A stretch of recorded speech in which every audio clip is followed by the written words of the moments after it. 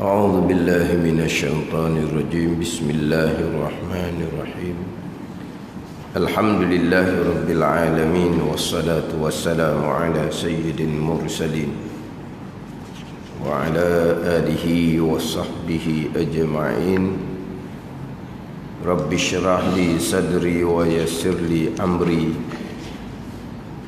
واحلل عقدة من لساني يفقه قولي. سبحانك لا علم لنا إلا ما علمتنا إنك أنت العليم الحكيم. ولا حول ولا قوة إلا بالله العلي العظيم.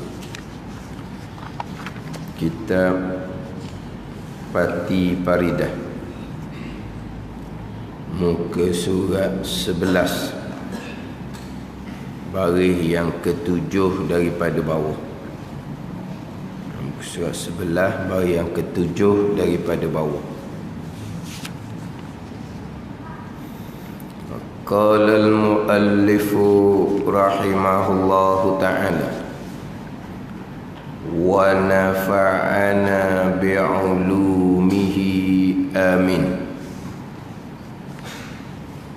Dalil qidam Allah Ta'ala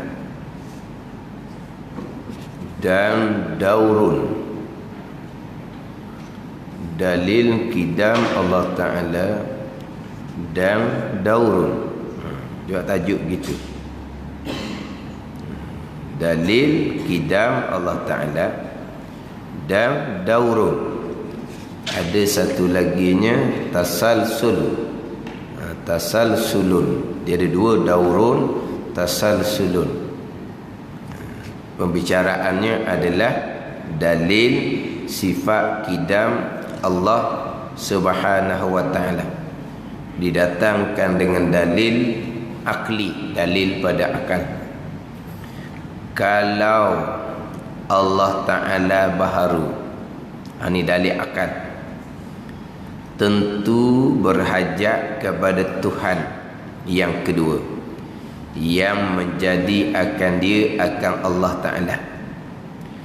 Dan kalau Tuhan yang kedua yang menjadikan akan Allah tu baharu pula, yang ni baharu juga, tentu berhajat kepada Tuhan yang ketiga yang menjadi akan dia akan Tuhan yang kedua, yang menjadi akan Allah Subhanahu wa Ta'ala.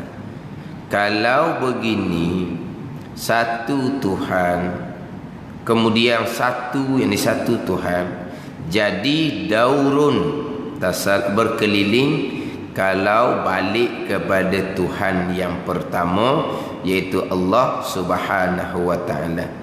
Misalnya, misal jadi daurun ni, seperti Zaid menjadi akan Umar menjadi akan Bakar, dan Bakar menjadi akan Zaid.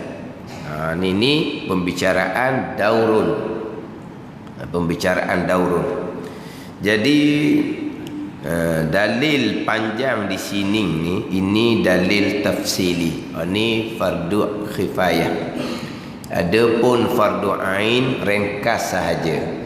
Apakah dalil Allah bersifat dengan sifat qidam dan juga sifat-sifat yang lain? Dalilnya ada makhluk. Habis cerita. Ada alam, ada makhluk. Itu dalil dipanggil dalil ijmali, dalil pendek. Dalil ringkas. Apa dalil simple. Dalil ringkas aja. Itu fardu ain.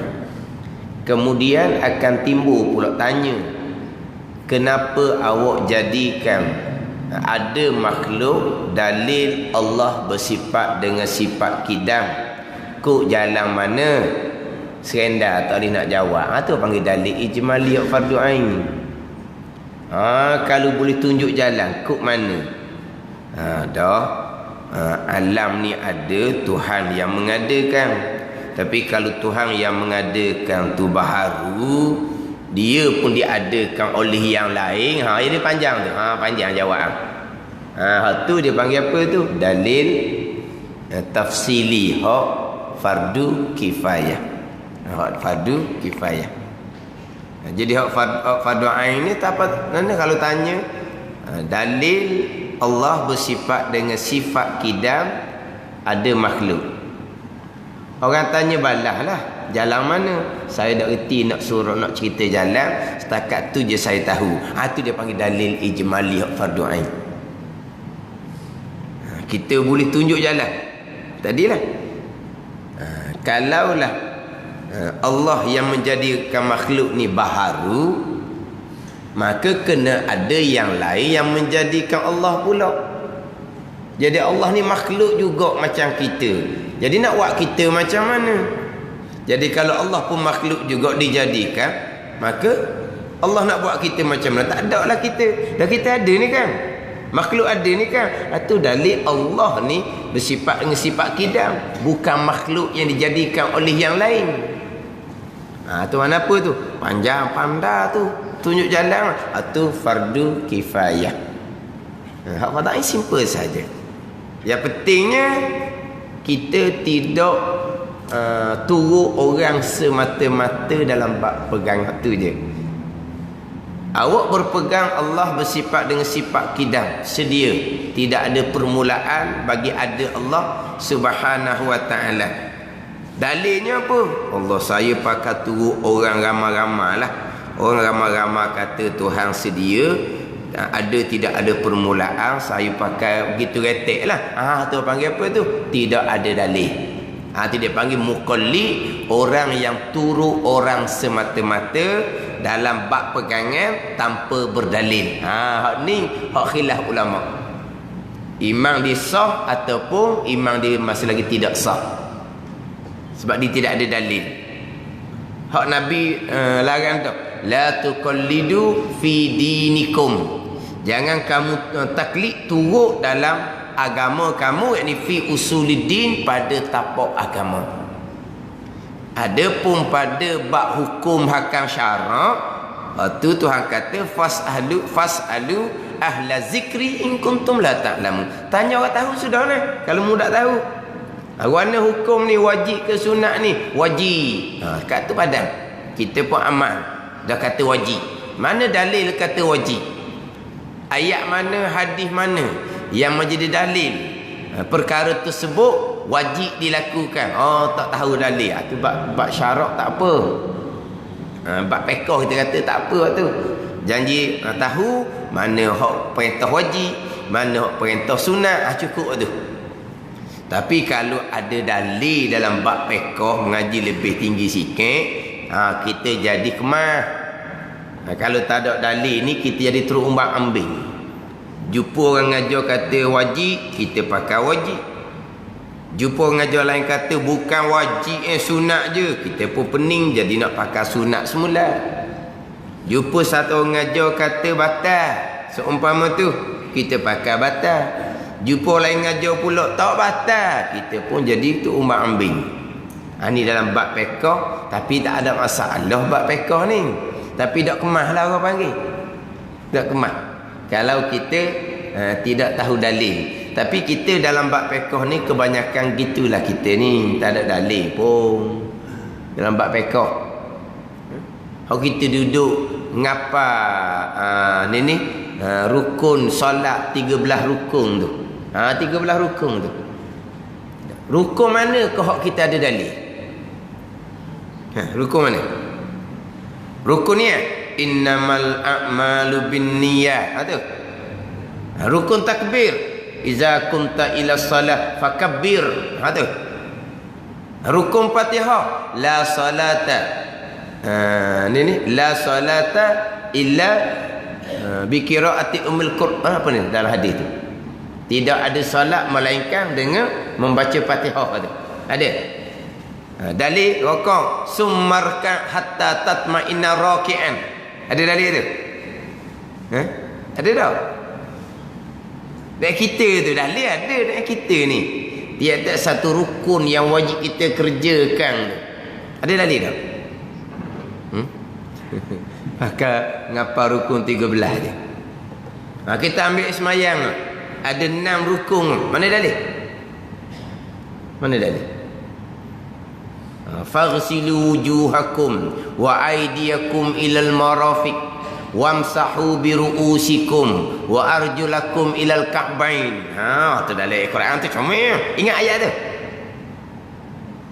Maka hendaklah kamu basuh muka kamu dan basuh kedua tangan kamu sampai ke siku, dan hendaklah kamu sapu kepala, dan hendaklah kamu basuh kaki sampai ke buku lali. Ada ayat tu, ingat?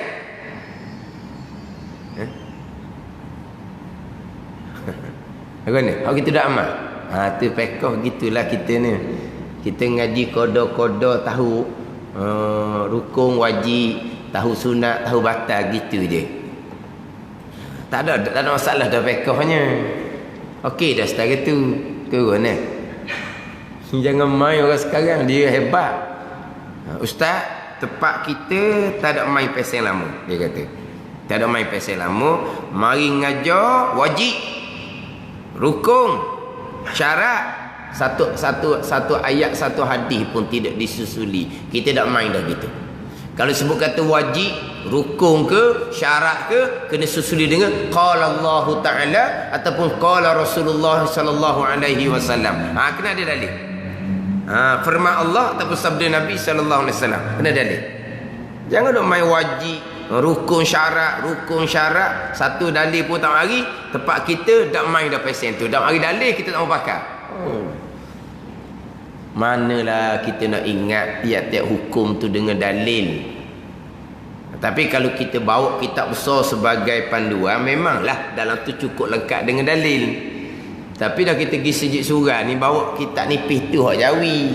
Tak ada lah bawa kitab satu sebagai tambahan, tak ada lah. Lepas tu tengok rumah je. Kalau satu-satu nak kena dalil, tak ngapalah kitanya. Sampai kita tambah, kita nak dalil Ustaz. Nak dalil. Kata susah surah tempat ni kata ni. Dah ginilah kata. Sebelum dia buat nyakit kita tanya dia dulu senang. Ginilah. Kalau tak ada dalil tak Muhammad. Sanya dia dah saat ni kuliah maghrib. Saat ni kita sembahyang maghrib 3 rakaat. Mana dalil? Mana dalil? Mana hadis Nabi yang cerita sembahyang maghrib 3 rakaat? Nanti habis kuliah kita sembahyang isyak pula 4 rakaat. Mana dalil? Tak dia nak jawab lah dianya. Dia tanya kita pun kita dah ingat dalil. Kita tanya dia lah. Dah dia pandai sangat apa. Memang tak boleh jawab. Lepas tu senyap tak kata apa. Itulah kita.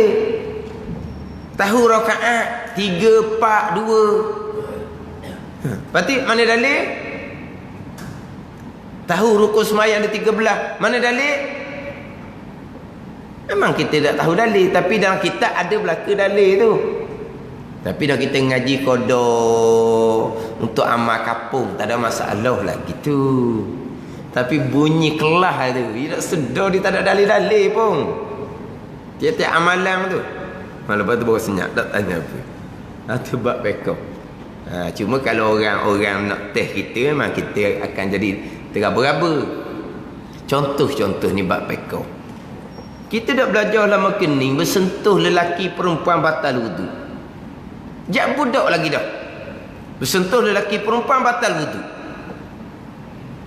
Tiba-tiba hadis sahih menceritakan Nabi ketika solat, Aisyah pegang kaki Nabi ketika Nabi tengah sujud.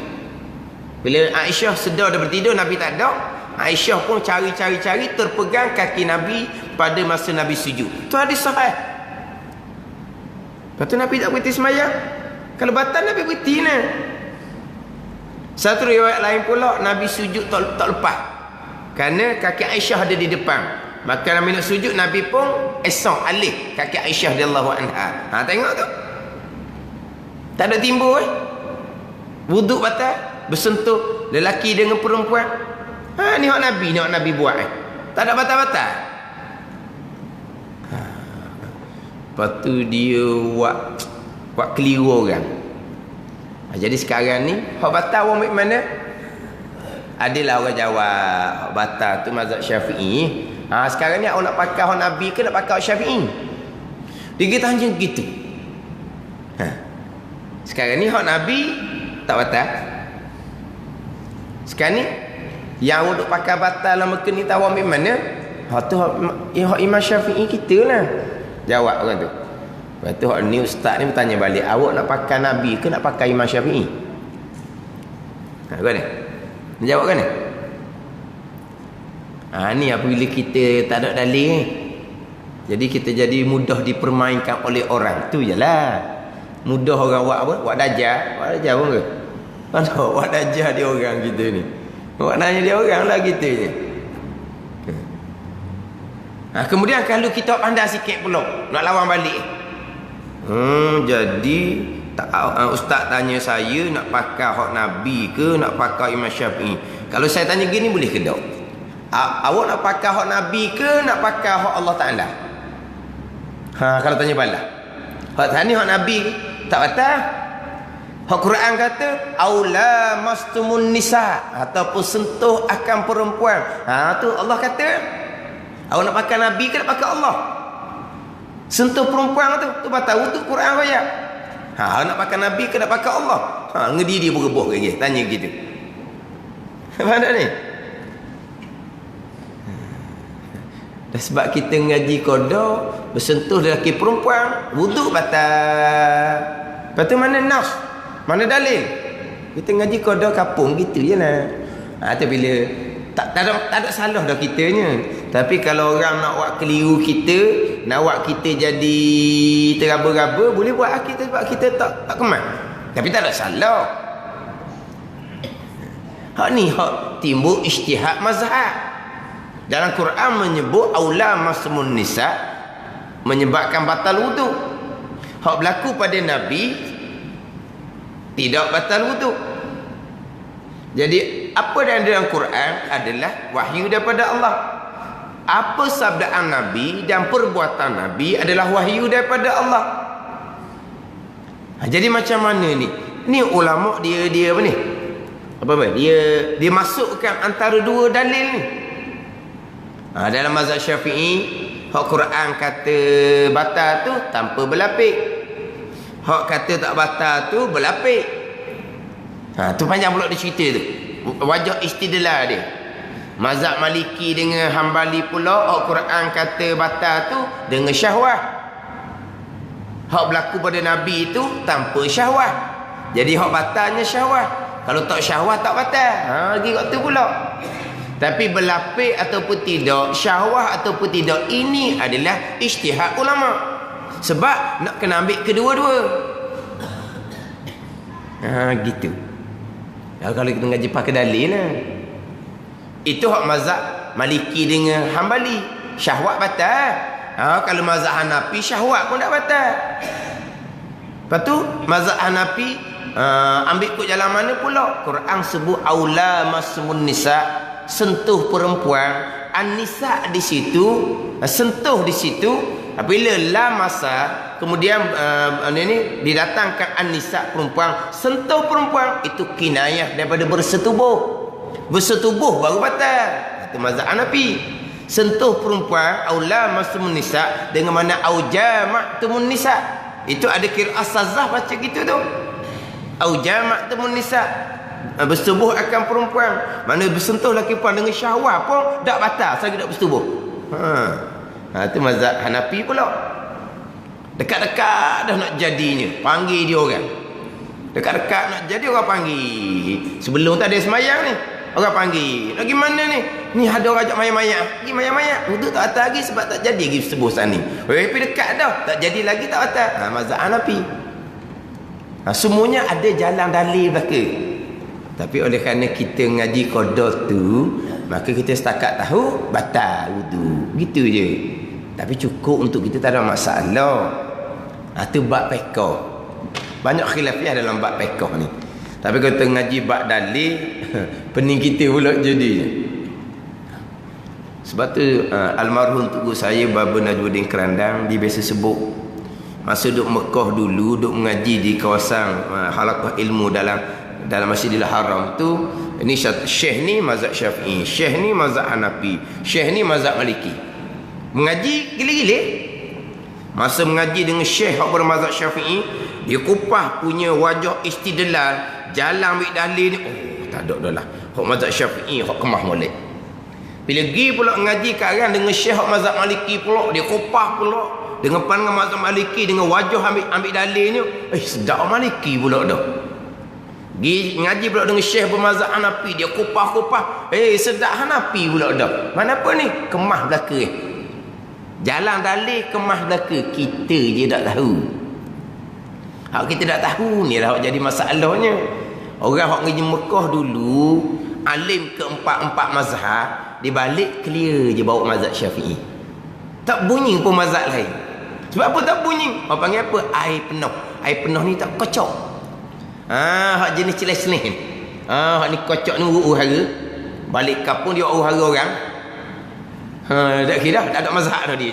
Hak kita duk kapung mazhab Syafi'i, dia bawa macam-macam. Urut-urut balah habis orang kapung. Walau benda tu benda khilafiyah, ilmu belaka. Kalau cerita molek, okey je, tak ada masalah apa pun. Maknanya keempat-empat mazhab muktabar. Dia ada dalil, wajah ambil dalil, wajah ambil dalil yang kemah masing-masing. Tapi dah kita ngaji, setakat tahu hukum tu pekoh. Mana kalau kita belajar lebih-lebih sikit, kita nak pakai mazhab ni sekali, nak pakai mazhab ni sekali. Pergi Mekah payahnya sentuh laki puan batal wuduk ni. Kita pakai padang kata tak batal, pakai kan tak ada masalah. Lepas tu kan siapa balik kampung boleh dah nak pakai je macam masa pergi Mekah gitu. Pakai lah kita pandai kau. Tapi jangan buat fitnah kat orang sudah lah. Siapa disejik ayah haji dengan mak haji bawa balik Mekah dipiping tangan, jalan nyok. Ayah haji masuk alik orang lelaki, mak haji masuk alik puan, semayang dah ambil. Orang pun tengok, wah nak balik Mekah jadi sesak gitu pula pening orang. Tak salah buat gitu. Maknanya tu kalau kita nak amal tempat kita, tak ada apa-apa pun, janji ada ilmu je. Bahkan pandangan dhaif dalam mazhab Syafi'i sendiri, yang menyentuh saja batal, yang disentuh tidak batal. Itu pandangan dalam mazhab Syafi'i tu. Aula mastumun nisa, la masah, mula masah, sentuh menyentuh baru batal. Tapi mazhab Syafi'i kita aula mastumun nisa ditafsirkan dengan ai lamastumun nisa, sentuh, yang menyentuh, yang disentuh batal. Dia ditafsirkan dengan qiraat Ibnu Abbas, au lamastumun nisa. Asal ayat au lamastumun nisa, sentuh menyentuh, baru batal. Sebab tu ada pandangan dalam mazhab Syafi'i kita, sentuh menyentuh, barulah batal kedua-dua. Tetapi kalau menyentuh sebelah, yang sebelah ni tak ada kena-mena, maka yang disentuh tidak batal. Itu pandangan dhaif dalam mazhab Syafi'i. Mana kalau pergi Mekah tak pakai mazhab lain pun tak apa, pakai mazhab Syafi'i pandangan dhaif. Kita tak sudut pegang orang, kita tak sudut duduk raba orang. Orang yang terpegang kita tak ada kena-mena sebab kita tak pegang dia. Pakai mazhab Syafi'i lagi, tapi pandangan dhaif. Bukan kita yang menyentuh dia, tangan dia yang mari sentuh muka kita contohnya. Kita tak ada.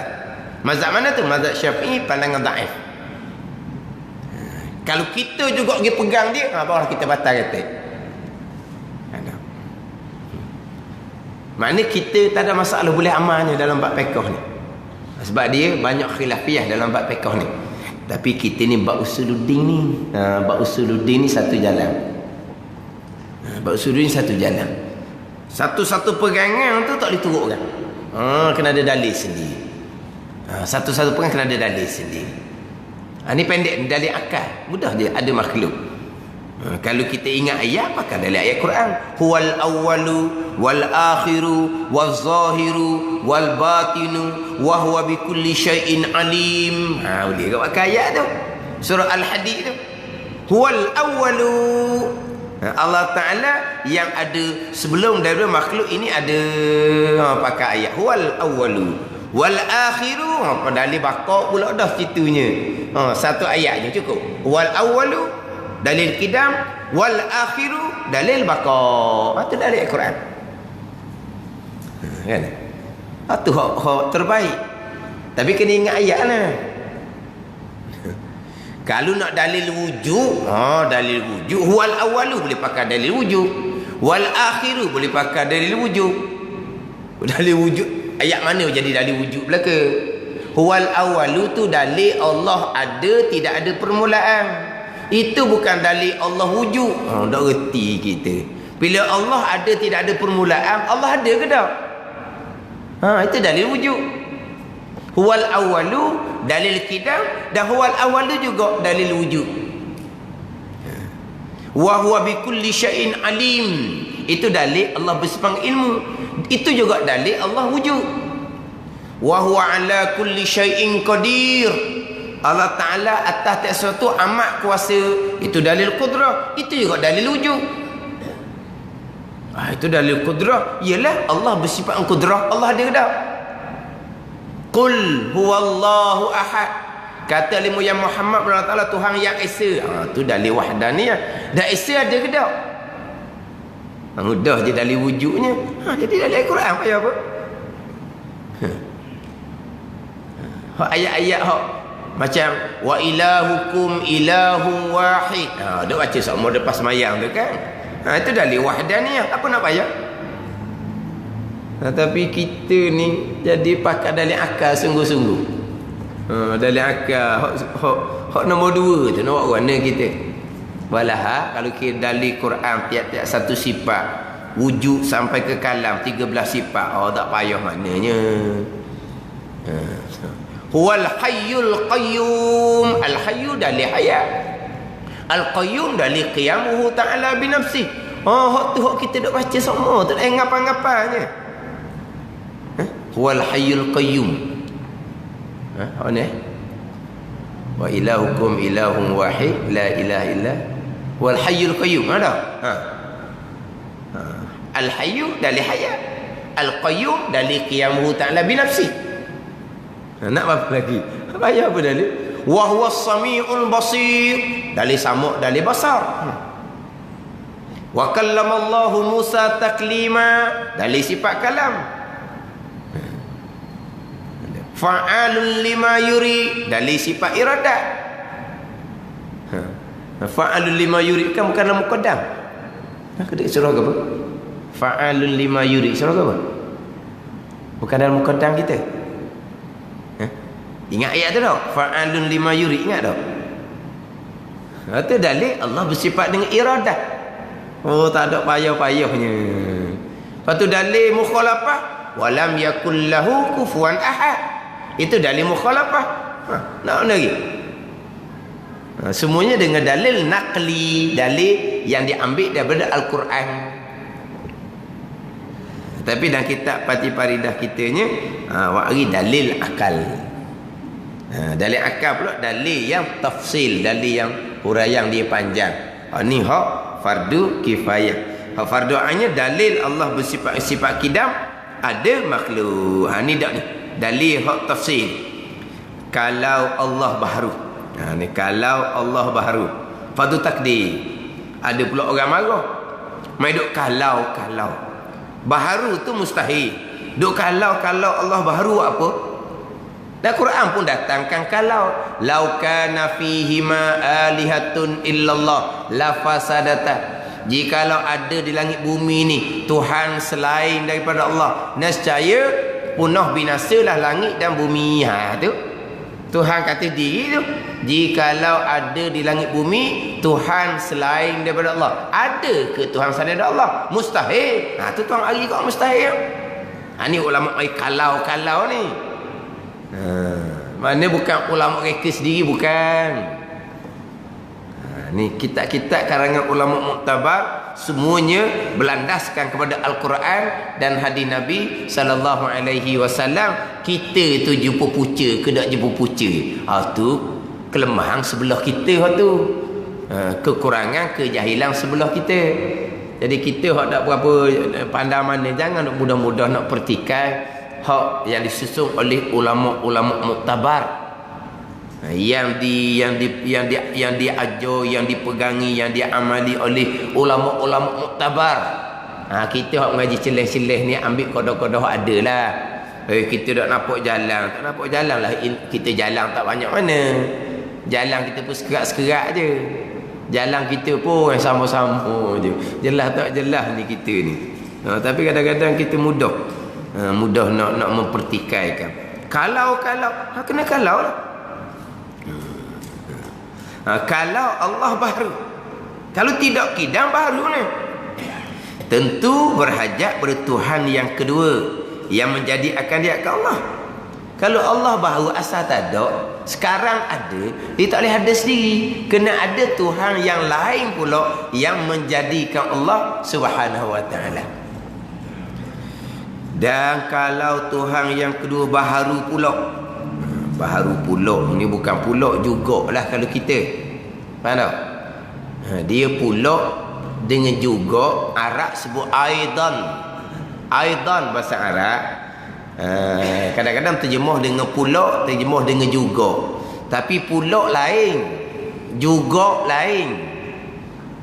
Pula ni berulang benda yang sama.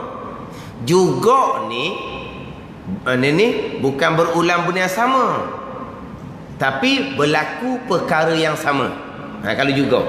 Kalau pula berulang benda yang sama. Kalau juga berlaku benda yang sama, bukan berulang. Contoh. Mari pula. Mana apa tu? Mana apa mari pula? Saat ni mari dah. Lepas tu mari pula. Mana apa ni? Orang yang sama mari. Oh, mu mari juga. Mana apa tu? Orang lain. Tapi sama mari. Apa mu kata mari juga?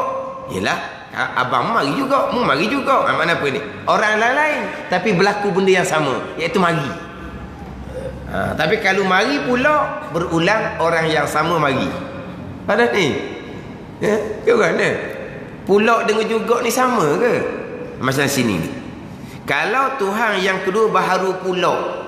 Jadi makna macam Tuhan yang kedua tu baharu dah sebelum ni. Dah. Juga ni dengan makna Allah, kalau Allah baharu, kena ada Tuhan yang kedua membaharukan. Kalau Tuhan yang kedua baharu juga, macam Allah baharu, dia baharu juga. Kenapa ni? Allah lain, Tuhan kedua lain, tapi sama-sama baru. Ni panggil apa? Baru juga. Allah baru, Tuhan yang kedua menjadikan. Tuhan yang kedua baru juga. Macam Allah juga ni baru.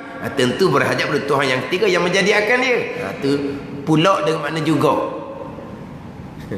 Kerana kita cakap Melayu ni, mana sama pula dengan juga, tapi Arabnya aidan. Arab. Sebab tu dalam kitab kita dah ngaji pula yakni juga. Oh ya gitu. Apa pula mari juganya lain, pula lain juga lain. Sini juga ni sebab apa? Allah baharu berhajat pada Tuhan yang kedua yang menjadikan Allah. Kalau Tuhan kedua ni baru juga sama macam Allah yang baru ni, tentu berhajat pada Tuhan yang ketiga yang menjadi akan dia. Tuhan kedua baru retek. Senang tak? Tak ada retek. Tak. Tuhan yang kedua ni baru retek. Super dengan Allah baru. Tuhan yang kedua baru juga, baru retek. Maka tentu berhajat pada Tuhan yang ketiga yang menjadi akan dia akan Tuhan yang kedua ni. Kalau begini, satu Tuhan, kemudian satu Tuhan, nescaya jadi daurun, mana berkeliling. Daur bahasa Arab, berkeliling bahasa kita. Berkeliling ni kalau balik pada Tuhan yang pertama. Tuhan pertama sini Allah baharu. Tuhan yang kedua menjadikan Allah. Tuhan yang kedua baharu. Tuhan yang ketiga menjadi Tuhan kedua. Tuhan yang ketiga baharu. Allah yang menjadikan Tuhan yang ketiga. Di balik asal. Di balik asal. Pada ni daurun.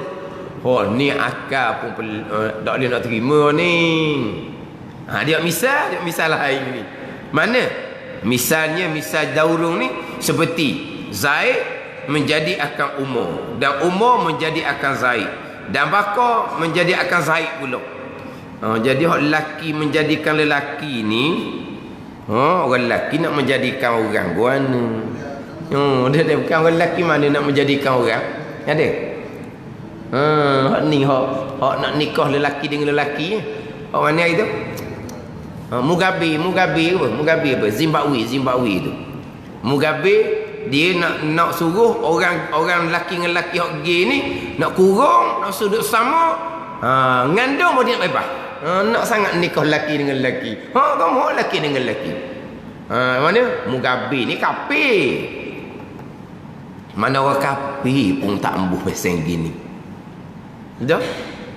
Dia nak. Boleh. Nak nikah lelaki melaki, dia nak kurung. Selagi tak mengandung pasangan dia tu, selagi tu tak bebas. Pak mati ya, tak bebas. Bila nak mengandung lelaki dengan lelaki.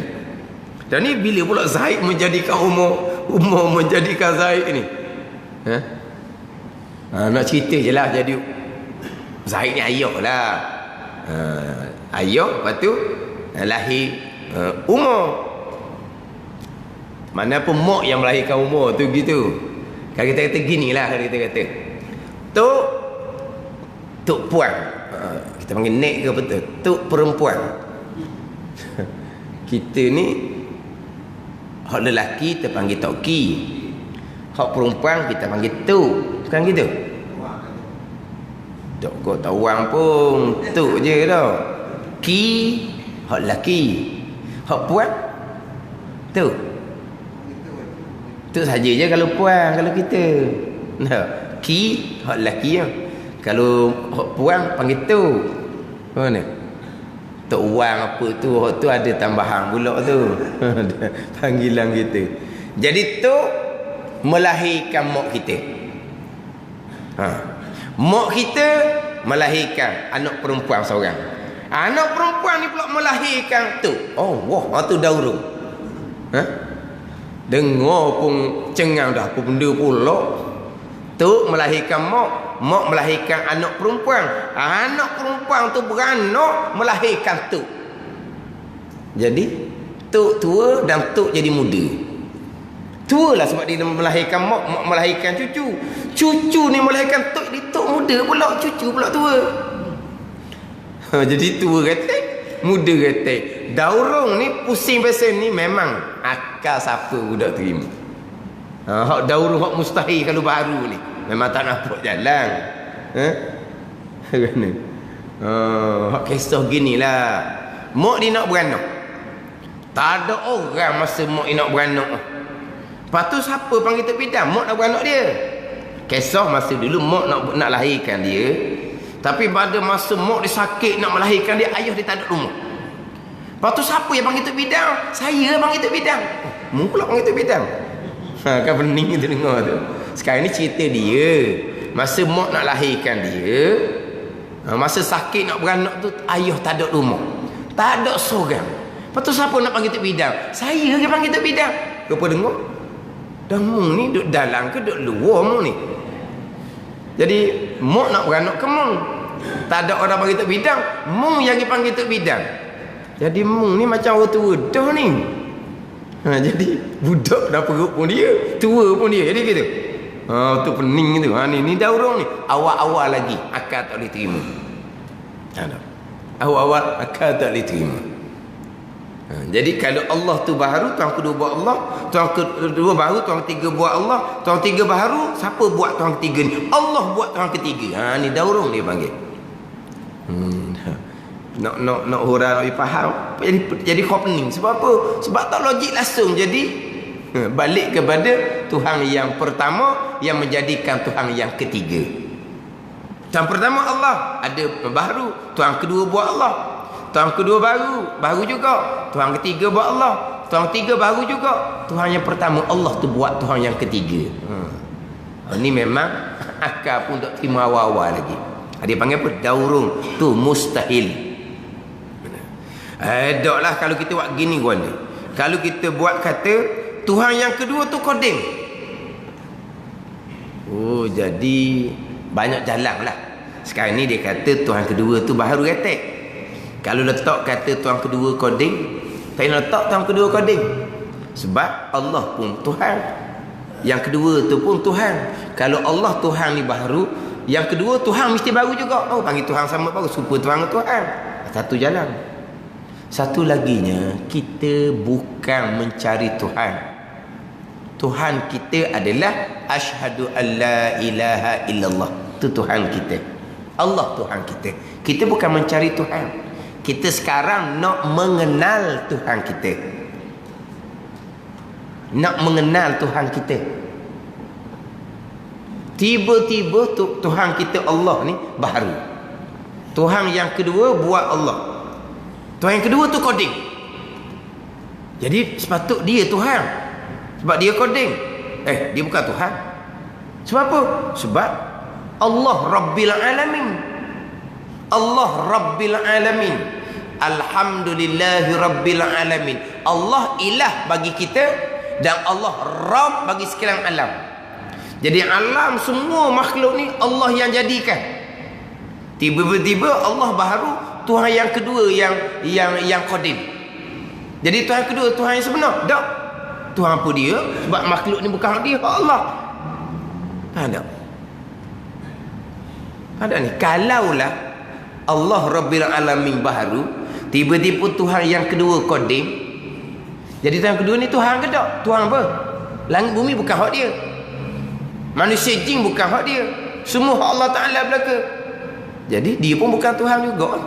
Jadi kalau Allah baharu bukan Tuhan, kalau Tuhan yang kedua Qadim pun bukan Tuhan, tak ada Tuhan kan? Ni kita ni ada ni. Langit bumi ni ada ni. Jadi mesti ada Tuhan. Tuhan kita siapa? Allah. Jadi kalau Allah Tuhan, mesti Allah Qadim. Kenapa nak buat tu? Maknanya kalau tak ada Tuhan yang kedua Qadim pun tak, bukan Tuhan yang kedua itu. Sebab apa? Sebab Allah Tuhan yang dijadikan oleh Tuhan kedua, Allah yang menjadikan segala-gala ada ni. Jadi mana Tuhan yang kedua yang buat Allah yang baharu ni, walaupun dia Qadim, dia bukan Tuhan. Dan kalau dia bukan Tuhan, Allah baharu, bukan Tuhan baharu pasal tu. Jadi kalau bukan Tuhan belaka, bagaimana langit bumi? Langit bumi ni dalil kata Tuhan ada. Mana Tuhannya? Allah Ta'ala Tuhan kita. Sekarang kita nak kenal Allah Tuhan kita ni sifatnya macam mana? Mesti Qadim, mesti sedia kala. Tak waktu kita nak kenal Tuhan ni. Sebab kalaulah hak ada ni bukan kejadian, bukan makhluk dia, bukan Tuhan lah. Walaupun Tuhan kedua tu fatu takdir Qadim sekalipun. Sekarang ni kita jelas Allah Ta'ala Tuhan kita yang bersifat dengan Qadim, Qidam, sedia kala. Tapi kadang-kadang kita lupa yang mana pegangan kita tu, kita tidak mengenal Allah sebagai Tuhan kita. Tuhan Allah adalah Tuan Rabbil Alamin. Yang berlaku ni semuanya datang daripada Rabb yang mengatur, yang menyusun, yang menjadikan. Dia Rabb. Kita terjemahan kitanya Ilahun, Tuhan. Rabb, Tuhan. Di Ilahu ni Tuhan yang berhak disembah, yang bersifat dengan istighna dan iftikar. Rabb ni terjemahan dia Tuan yang hakiki. Rabb, Tuan. Mana apa Tuan yang hakiki? Yang mengatur, yang menyusun, yang menjadikan, yang mentadbir, yang membela, yang mendidik. Itu Rabb. Itu kita panggil tarbiyah. Itu Rabb tu. Mendidik, membela, menyara. Itu Rabb. Jadi Allah Rabb. Tiba-tiba kalau kita berpegang, ada perkara yang mana makhluk yang menjadikan, makhluk yang berkah. Maknanya kita menafikan ketuhanan Allah Subhanahu wa taala. Kita menafikan Allah sebagai ilah dan kita menafikan Allah sebagai Rabb jikalau kita berpegang makhluk ibkah. Kalau kita berpegang makhluk ibkah, mana Rabbil Alamin? Allah yang menjadi, yang menyusun segala-gala perkara. Lucu tak Allah sebagai Rabb? Kalau makhluk ibkah, lucu Allah sebagai ilah. Ilah, Tuhan yang berhak disembah, yang bersifat dengan istirna dan iftikar. Iftikar dengan mana sekalian makhluk hanya berkehendak kepada Allah sebagai ilah. Tiba-tiba makhluk ibkah sendiri. Maka ketika makhluk ibkah, makhluk tidak berkehendak kepada Allah. Pisau memutuskan dengan sendiri, api menghanguskan dengan sendiri. Di masa pisau memutuskan, tidak iftikar kepada Allah. Semasa api menghanguskan dengan sendiri, tidak iftikar kepada Allah. Kalau berpegang seumpama ni, dia menafikan Allah sebagai ilah. Dan juga lucu Allah sebagai Rabbil Alamin. Ini sebab ni pegangan yang kafir ijma' ulama. Walaupun semayang bang sekalipun, kalau berpegang makhluk bekas, umpama pisau ke, umpama api ke, umpama nasi ke, pada mengenyangkan, air pada menghilangkan dahaga, obat pada menyembuhkan. Kalau berpegang makhluk bekas, menafikan Allah sebagai Rabb dan menafikan Allah sebagai ilah. Berpegang ni, kalau kita duk cakap tu cakap sebab tak ada salah tu. Pisau tajam molek putus, api kuat molek sekejap licin, makan kena selera molek nambah kita makan kenyam daeh, minum air hilang dahaga, telan pada daun suti hilang penih kepala, cocok sejarum boleh jalan lalu dah. Itu hanya cakap asbab. Pegangan kita tetap dah. Kita yang mengenal Allah sebagai ilah, Tuhan, dan Allah sebagai Rabb, Tuhan, kita berpegang semua yang berlaku adalah perbuatan Allah Subhanahu wa taala. Nak kenal Allah sebagai ilah. Jadi maknanya kalaulah perbuatan itu bukan perbuatan Allah, lucu Allah sebagai Tuhan. Macam contoh kita kata Allah baharu, Tuhan yang kedua Qadim. Tuhan kedua ni buat dalam langit bumi. Tak lah, maka dia bukan Tuhan sebab dia tak langit bumi. Lepas tu Allah Tuhan sebab Allah buat langit bumi. Allah Tuhan warna dia baru. Dia makhluk pada Tuhan yang kedua. Jadi Tuhan kedua pun bukan Tuhan, Allah pun bukan Tuhan. Dah tu langit bumi ada, bagaimana? Mesti ada Tuhan. Tuhan kita Allah Subhanahu wa taala. Jadi kalau Allah Tuhan, pastilah Allah bersifat dengan sifat kidam, tidak dijadikan oleh yang lain. Ni. Dia panggil apa ni? Nak kenal Allah. Bukan nak cari Tuhan, nak kenal Allah Subhanahu wa taala. Asyhadu an la ilaha illallah tu. Jadi daurung ni jadi panjang jadinya. Kadang-kadang sekali dengar tu jadi macam payah pula. Dah lah jadi musing. Zaid menjadikan Umar, Umar menjadikan Bakar pula menjadikan Zaid. Tua pun dia, muda pun dia. Dulu pun dia, kemudian pun dia. Jadi kalau musing gitu, memang asal-asal lagi dah tak dia nak terima. Kalau hak nak boleh terima sikit, atau tasalsulun, tu kalau ada jalan sikit, tapi tak ada jalan juga kayak gini, tapi nampak ada jalan sikit. Kalau daurung berpusing, dia daurung ni ada dua pula. Satu dia panggil macam sini dia panggil daurung mudmar, dia panggil sebab yang ketiga bawa balik pada yang pertama. Dia agak tersembunyi sikit. Tapi kalau daurung musarrih ni, Zaid menjadikan Umar, Umar menjadikan Zaid. Tu musing jelas sangat. Tok melahirkan mak melahirkan tu. Pergi kat mana tu? Orang dengar pun pening, bukan kata tak faham. Orang nak cerita balas tu pelik. Memang pelik lah. Jadi kalau Allah baru, yang pertama jadi daurung, akal tak terima awal-awal. Yang kedua atau tasalsul. Ini naik kata. Naik kata naik. Allah baru, Tuhan yang kedua buat Allah. Tuhan kedua baru, Tuhan ketiga buat Allah. Tuhan ketiga baru, Tuhan keempat buat Tuhan ketiga buat Tuhan yang kedua. Tuhan ketiga baru juga, Tuhan keempat buat Tuhan yang ketiga. Tuhan keempat baru juga, Tuhan yang kelima buat Tuhan yang keempat. Kita nak habis bila? Siapa 1000, siapa 1 juta, siapa 1 bilion. Lepas tu mana sebenarnya hak koding ni? Mana hak koding? Tak ada Tuhan pasal tu. Tasalsul pun mustahil juga. Nak cerita dalil Allah tu koding tu je. Daurung tak boleh terima akal. Tasalsul naik ke atas atau pucuk tu pun tak terima akal. Jadi sahihnya Allah bersifat dengan sifat kidam sedia. Allah tidak bersifat dengan sifat baharu. Kalau baharu jadi daurung, kalau baharu jadi tasalsul. Kedua-duanya mustahil. Jadi mustahil Allah baharu. Allah pasti bersifat dengan sifat kidam atau tasalsul, berhubung-hubung, berpanjangan, tidak penghabisan. Wallahu a'lam.